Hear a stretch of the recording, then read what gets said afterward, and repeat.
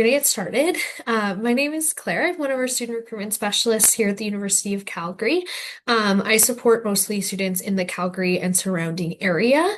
So this is going to be focused on the journey to UCalgary and discovering UCalgary for transfer students. As we go through, if you have questions, you're welcome to put them into the Q&A, and we can always answer there as well. We also have another member of our team, Mackenzie, answering questions in the chat too. So if you have questions as we go through, feel free to ask them there as well. So, thinking about the University of Calgary in general, the University of Calgary, located in the heart of southern Alberta, both acknowledges and pays tribute to the traditional territories of the peoples of the Treaty 7, which include the Blackfoot Confederacy, including the Siksika, Piikani, and Kainai First Nations, the Tsuut'ina First Nation, and the Stoney Nakoda, including the Chiniki, Bearspaw, and Goodstoney First Nations. The city of Calgary is also home to the Métis Nation of Alberta, Nose Hill Métis District 5, and Elbow Métis District 6. So thinking about Alberta a little bit more specifically, we're a pretty unique province in terms of the areas within Alberta. So we've got a lot of those prairie lands as well as that mountain range too. So you can see in the background of this photo some of those mountains that you're able to see most of the time through a lot of the city of Calgary as well. Um, as well, there's lots of those areas that are close to Calgary. So we have Banff and Canmore that are just about an hour and a half or an hour 45 minutes away. So really easy to be able to be involved in the province in some of those outdoor activities as you're living and studying in Calgary. As well, we're one of the more affordable provinces. So thinking about kind of the tax that you would pay on purchases, we don't pay any provincial sales tax. So we only pay the 5% GST, and it helps keep those costs a little bit lower as well. Thinking about where Calgary is in the country, we are right in that southern part of Alberta. Thinking about where that is connected to the other parts of Canada, we're just over an hour away from Vancouver, and the drive is pretty low as well, or pretty fast. You can usually do it in less than a day, so it's really easy to be able to get to that west coast and be able to see what's on that side, especially if you are moving to Calgary for school. Really easy to be able to get out to that BC area as well. And we're a little bit closer to that east side of Canada too. So we're just under 4 hours to Toronto, and just about 5 hours to Halifax. So we have lots of students that when we have our big reading week or our breaks, we have students that'll go out and visit that east part of Canada as well. But we are a major airport hub within the country, so lots of good chances to be able to access those flights and those transportation methods throughout the city. Thinking about Calgary a little bit more specifically, we are a major city. So within the Metro Calgary area, we have just over 1.6 million people. This is pretty spread out. So when you think about a major city, sometimes you can just think about that downtown, but Calgary's pretty spread out. In the background of this photo, you can see the downtown part of Calgary, and we're about 15 minutes by train from the campus when you're downtown. So we're nice and close. You can access it pretty easily. As well, you can see in this photo, it's nice and blue, and this is a lot of the days that we get in Calgary. You'll see this nice blue sky, because we have 333 days of sunshine per year on average, and we're known as the sunniest major city within Canada. So really easy to be able to get outside and enjoy some of those environments when it's sunny all throughout the whole year, even when we get into the winter. Thinking about some of the opportunities within Calgary as well, we have the highest personal income per capita in one of the major cities in Canada. And with that as well, we have the second lowest cost of living. So really good opportunities to be able to have all of those funds available to you, especially as you go through your studies and start to work in the field. And when we think about moving into that career portion, we have the most head offices and small businesses per capita in the country. So it's really easy to be able to find exactly what you're looking for in terms of a career or an industry. If you're thinking about working with those big companies, a lot of that is accessible through the industry within Calgary. As well, we have a lot of those small businesses. So lots of opportunities to be able to personalize exactly what you're looking for. So through all of our presentation slides, a lot of our materials, you'll see the University of Calgary be known as Canada's entrepreneurial university. When we're thinking about that, it can be really easy to connect it only to starting a business. But in general, really what we're trying to get students to do and encourage them to do is to undertake or to do something. So whether this is looking at starting your own business, or maybe you want to get involved in research, maybe you're interested in doing a study abroad, or you're wanting to start your own project. A lot of this is available to you as a major university and a major research institution. So, as Canada's entrepreneurial university, we're known as a city within the city. So, we are kind of localized to the northwest part of Calgary. So, really easy to be able to get around on the campus and be involved in that community. Through our students, we have 95% of our undergraduate students completing their whole degree at the University of Calgary. And once we get to the end of that degree, we've got 96.3% as that after graduation employment rate. So a lot of our students are moving right into a career after they graduate, to be able to get started with that industry experience as well. As well, there's a couple other kind of notes on this slide as well. One of the big ones being the amount of external research revenue that comes into the university. As I had mentioned before, we are a research intensive institution, meaning that if you are looking at getting involved in research, it's really easy to be able to find some of those opportunities. So this is a map of the campus. As you can see, it is that kind of neighborhood style where you're able to walk around. Everything's pretty accessible. When we think about the campus, end to end from residence up to the Schulich complex at the top is probably about a 15-minute walk. I would say if you're hustling, it's probably closer to 10. But the nice thing is all of our buildings, except for three, are connected by underground tunnels or plus 15 walkways. So really easy to begin to get around the campus and not have to be out in that cold, or even when it gets really warm in the summer, being able to stay inside. But as our own little city, we also need a downtown portion of campus. The downtown of campus is MacEwan Student Center. So this is where a lot of our student services are housed, as well as things like our bookstore, banking services, our student wellness services, and student accessibility center. They're all within this building. As well, when we kind of think what's around the campus, one of the big ones that I want to point out is our LRT station. The LRT station is going to be about a 10-minute walk from the center of campus, and included in your tuition and fees as a student, you're going to be able to access a transit pass or a U pass and use that train system and transit system as part of your fees. So really easy to be able to get around that city. As I mentioned, it's 15 minutes, 10 to 15 minutes to downtown by train.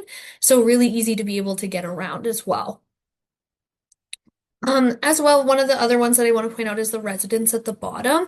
With residence, we have multiple buildings. So as you go through, as transfer students, you will be able to connect with resident services about what that looks like to live in residence as a transfer student. It is optional to live in residence. You don't have to live on campus, but that's definitely something we can explore as well. So if you do have questions about what that looks like, you're always welcome to put it in the Q&A as well, and we can always send those resources over. So, thinking about some of the experiences, I won't go through all of them. I know most of us have that post-secondary experience and we know what we can expect from studying at a university level and getting involved in the community. But one of the things that I do want to point out is our experience catalog. The experience catalog has a list of all of the campus life events that are happening on campus. So, if you're looking to get involved with a club, you want to get that volunteer or leadership experience, all of that's going to be able to be found in the experience catalog to be able to find exactly what we're looking for. As well, one of the big ones that I want to point out is our student clubs. We have over 400 student clubs that you can choose from. These are going to range from academic to social and cultural, special interests. There's going to be one available to you no matter what you're interested in.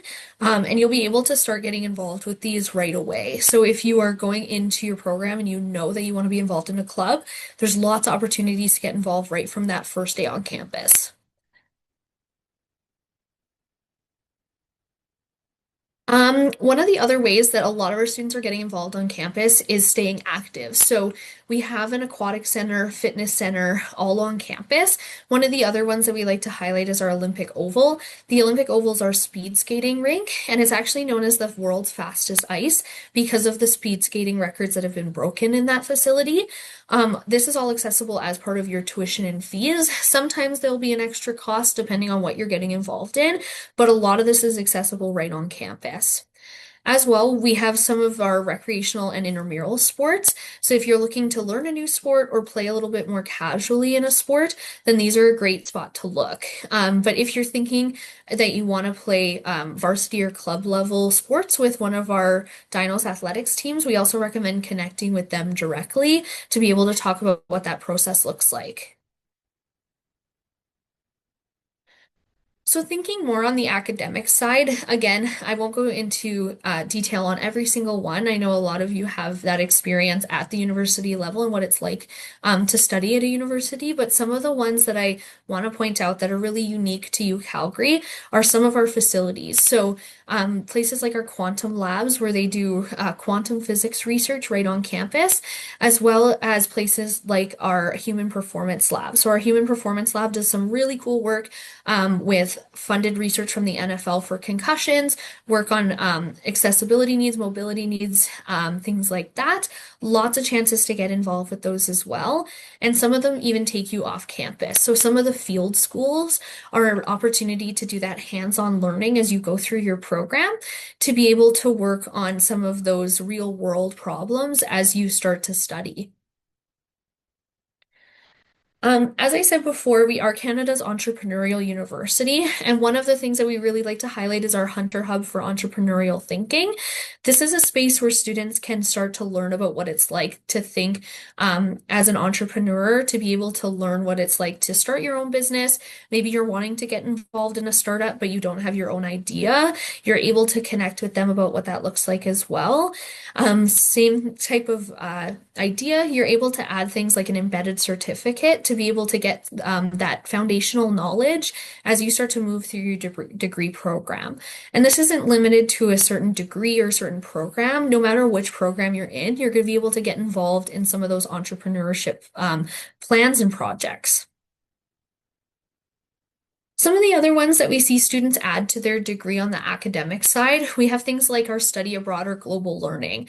Global learning is a great opportunity if you have thought about doing study abroad, because you're able to do up to 2 years of your degree, depending on where you're at in your degree progression. As well, you can pay the same tuition that you would pay if you were studying on the UCalgary campus. So, great opportunity to be able to explore some of those activities off campus if you were wanting to get some of that experience internationally. As well, we have our work integrated learning. So this is a chance for students to do a work term to be able to get some of that real world experience in their industry. So our cooperative education or co-op and internship is going to allow you to do a paid work term that ranges from 4 to 16 months, depending on which program you're in. And these are going to be a chance for you to work in that industry, be able to see what it's like. Some of our programs do have a required work experience portion. So you can see the star beside engineering. That means that there is a requirement to do some type of work integrated learning. But for some programs, it's going to be built in. So something like a practicum for education, nursing, or social work are going to be built into that program to be able to get that hands-on experience as well. So a really good chance to be able to get that experience in the field if you are knowing that you are wanting to get some of that additional time in your degree and in your field. Okay, so moving into more of the admission side, when we're thinking about some of the admission portions, one of the things that I want to clarify right away is when we're talking about transfer student admission. So what does that look like? If you have fewer than 12 units of post-secondary coursework completed, your evaluation will be based on your high school courses and grades. If you have more than 12 units that are completed, then your evaluation will be based on program specific requirements. which will be high school and or post-secondary coursework. As well, your GPA is going to be based on the transfer admission basis, calculated on the most recent academic coursework up to a maximum of 30 units, unless otherwise specified. So some other courses or programs will have more specific requirements for that GPA calculation, but in general, you can expect for your transfer admission GPA to be calculated on the most recent maximum of 30 units of academic coursework.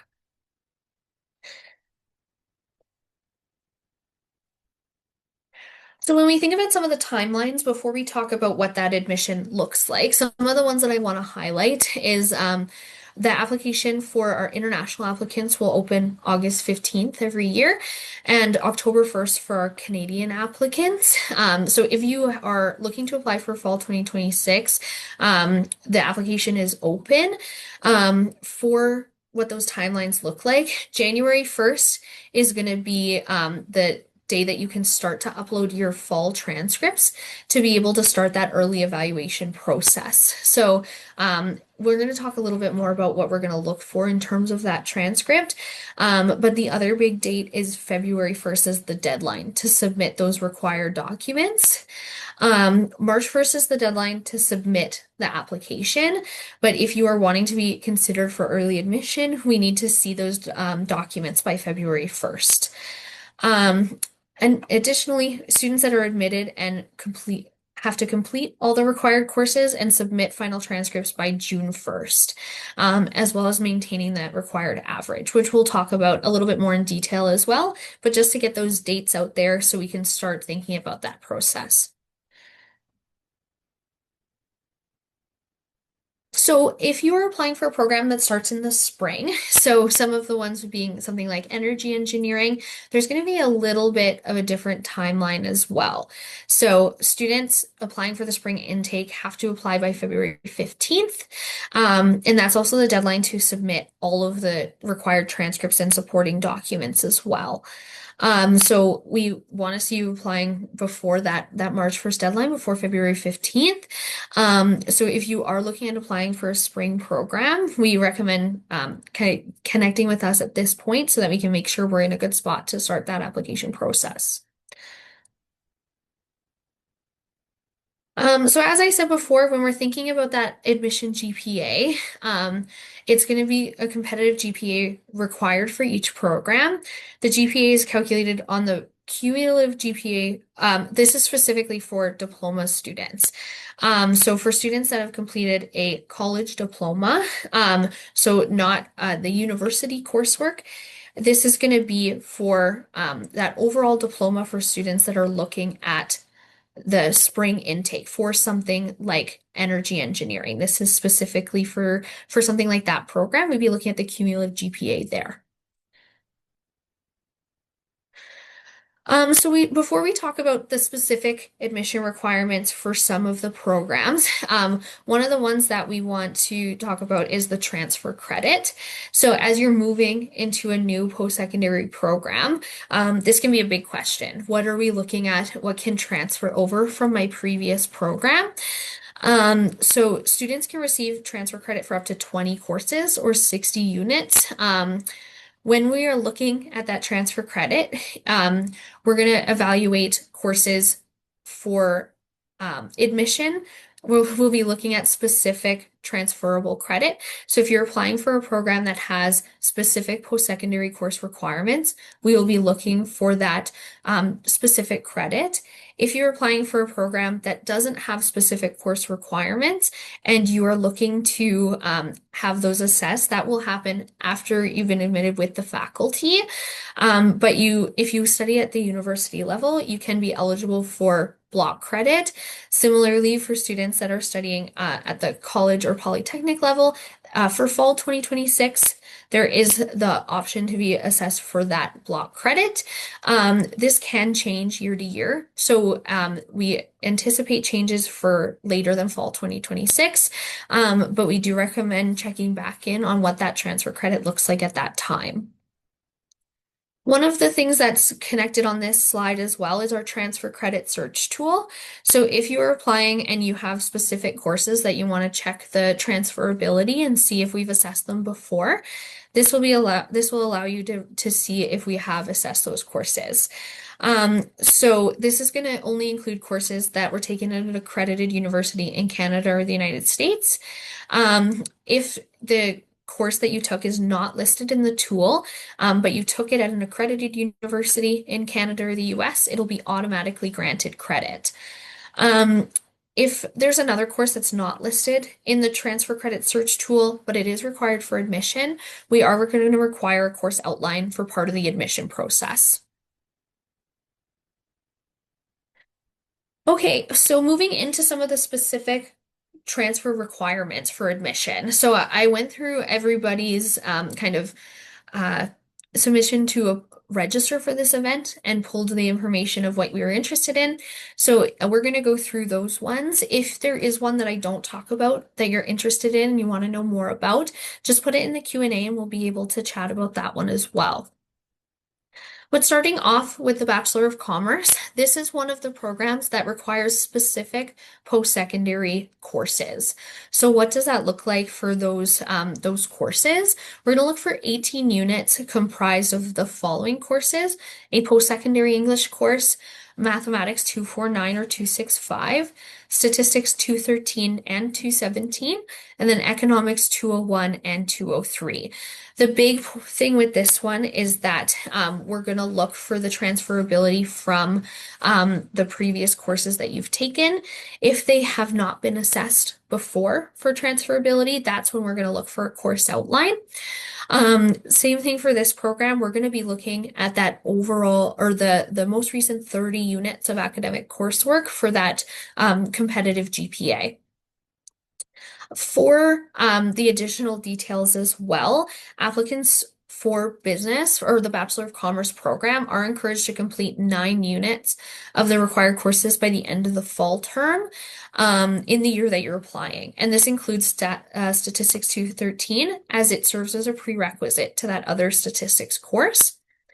And all of the required courses must have a grade of C minus or better and can't have more than one unsuccessful attempt. So if you are wondering about some of these additional details too, and you want to clarify anything, feel free to put it in the chat as well, and we can always answer there as well.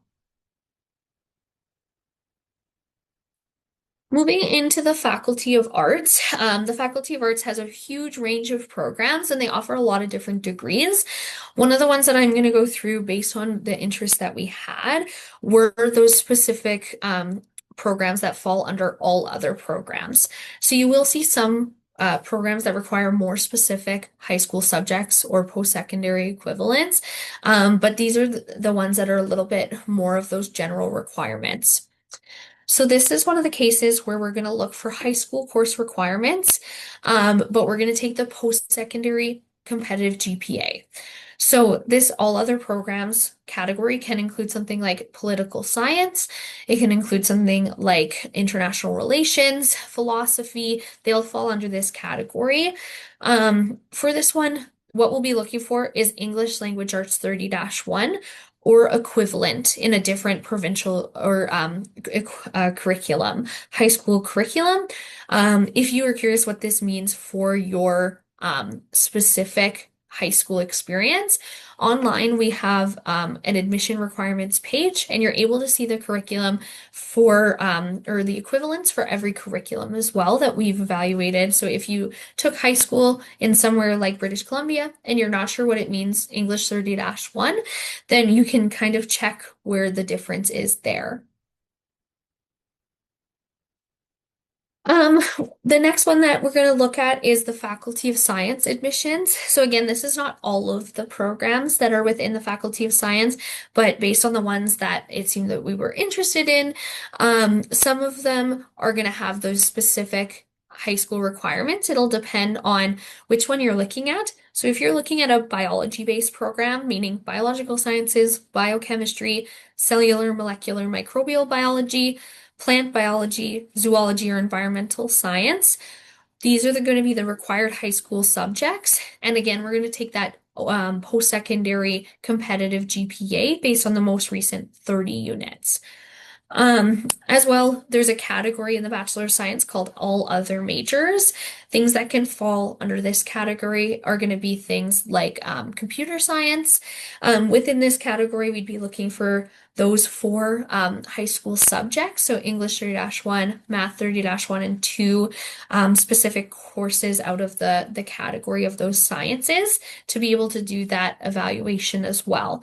But similarly, it's going to be based on that post-secondary GPA.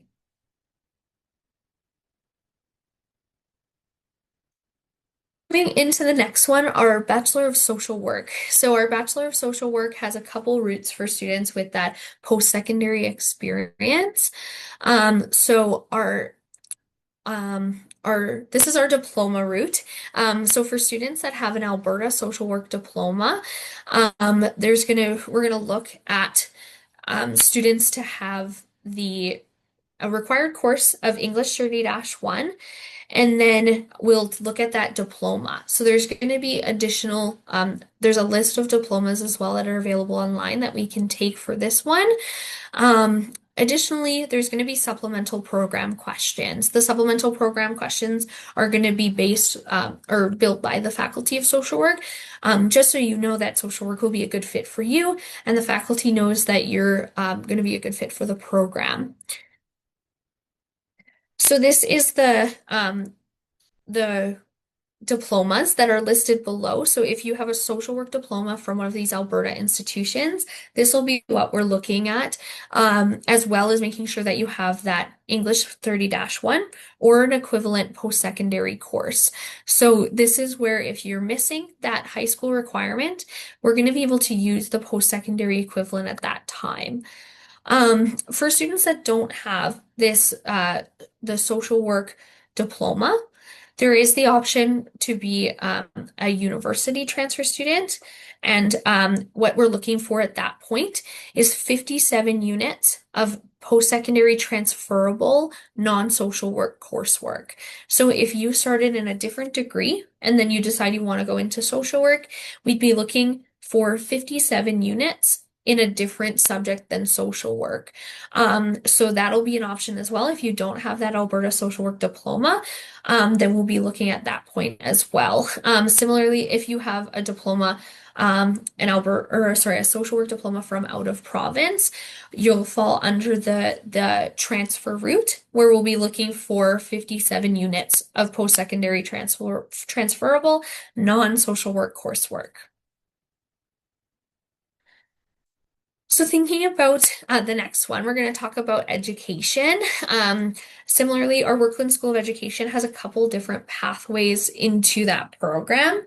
So if you are a non-degree holder, you haven't completed a full bachelor's degree, we're going to be looking at the four-year program or a combined or concurrent degree, meaning you'll be applying into that four-year Bachelor of Education or the five-year combined degree, meaning you do your Bachelor of Education and your Bachelor in Arts, Science, or Kinesiology in those 5 years. There's some options here as well for some flexibility of attending at the main campus or completing studies in a rural or remote community. So if you are a student that's in a rural or remote community of Alberta and you're interested in that community route, then that's a great option as well to be able to stay and teach in your community before and doing some of your work in-person learning in your community as well. For these ones, the admission requirements are going to vary by your teachable subject area. So the page that's linked here on this slide is going to be able to take you to those specific requirements.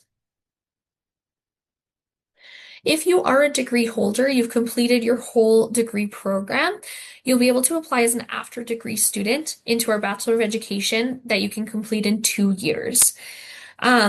So after degree students will take 2 years focused in the education field. All after degree applicants have to present a post-secondary English or French literature course from their post-secondary, and for the secondary level, sufficient coursework in the university level in the teachable subject area. Again, this will vary based on what you're interested in teaching.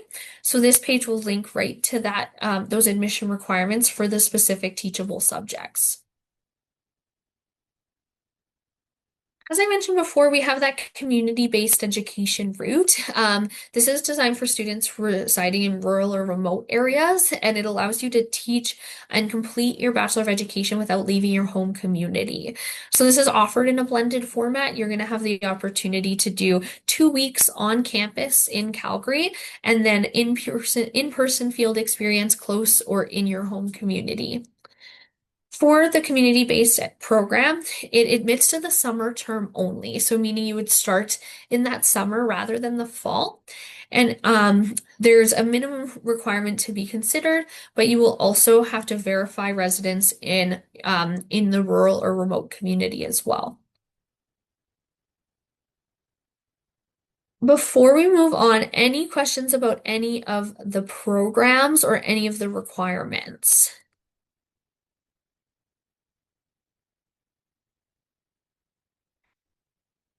If there is two, we'll have time for questions at the end as well, so we can come back to them if you're thinking through it and you have some that come up.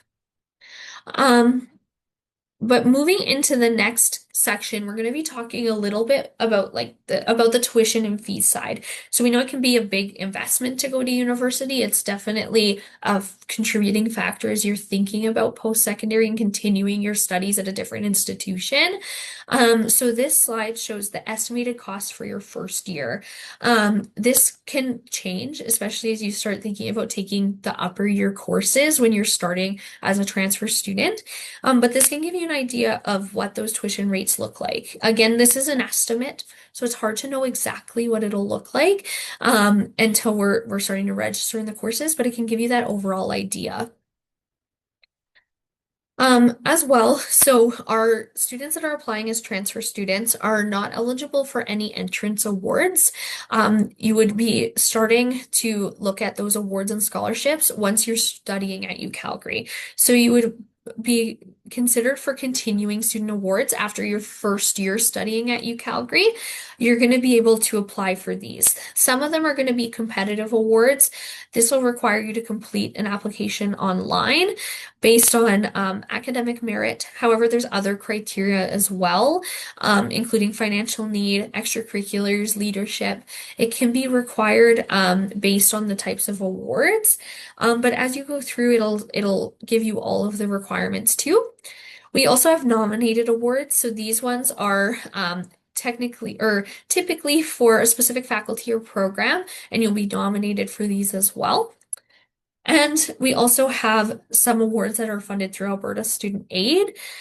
So these ones are going to be able to have that application open after that first year at UCalgary. So these are definitely ones that we recommend exploring as you start to study at UCalgary to make sure you're able to apply for those right when they open. Okay, so moving into kind of our last section here before we talk about some of the questions that anyone has, I just wanted to highlight some of the timelines for our transfer students. So October 1st is the first day to apply for admission for our domestic applicants. With that, if you are an international applicant, you'll apply August 15th. November 1st is the day that the residence application opens if you're thinking about applying to live in residence. For students with in-progress courses, you can start to upload those January 1st with the completed fall grades. So this means if you are taking courses in that winter term, you're going to be able to upload your fall grades starting January 1st. February 1st is that document deadline to guarantee early evaluation. So if you are applying and you want to be evaluated based on your fall grades, we recommend submitting those by February 1st. This is also the recommended timeline to apply for residence for the best chance to receive a space on campus. So between November and February, we recommend applying for that. You don't have to have an offer of admission to apply for residence, so you can do them at similar times. So we recommend doing that as well. March 1st is going to be the deadline to apply for admission or change any of your program choices. So if you're going through your application, you're going to be able to put a first choice program and your second choice program. The first choice should be whatever you're the most interested in. The second choice should be something that's in a similar field, but maybe is less competitive for admission. So lots of chances to be able to add that second choice. And if you're not sure what to add, we also want to connect and be able to give you some of the ones that can be similar. So if you have already applied and you're looking at making changes to your application as well, now's the time before March 1st to make those changes. As well, we're going to be looking for the next big one, March 15th, is the deadline to show proof of registration in the required courses for admission. So we have to see that you are registered in these courses as well. That's the deadline to submit transcripts and proof of English language proficiency. This is something that we didn't talk about too in depth, but if you have done 3 years of high school in Canada or 2 years of full-time post-secondary study in Canada or an exempt country, then that would be what we're looking for the English language proficiency. And if you're not meeting those requirements, we recommend connecting with us and we'll be able to look at some of those other criteria to meet the English language proficiency. May 1st is the deadline to accept your offer of admission. So you can accept your offer of admission at any time. And if you still have courses in progress, it would be considered conditional. But you can accept it any time up till May 1st and to pay that deposit as well. So the deposit gets applied to your tuition for your first year, but it saves that spot so that we can know that you're accepting and you're planning to attend in the fall. Additionally, your required courses for admission must be complete by May 1st. So that means that we're only going to be able to accept courses from that fall and winter semester. If you're taking courses in the spring and summer, they won't be able to be considered for admission. And then the last date here is June 1st, the deadline to submit final transcripts with completed winter grades as well. So if you do have questions that come up, we want to connect with you and answer all of them as we go through this process too. And we're going to have time for some questions at this point as well. But if you have questions that come up later, we recommend connecting with us at transfer.recruiter@ucalgary.ca. As well, we do in-person or virtual meetings, so you can book a one-on-one with us and talk about your situation specifically. But we want to be able to answer all those questions as well.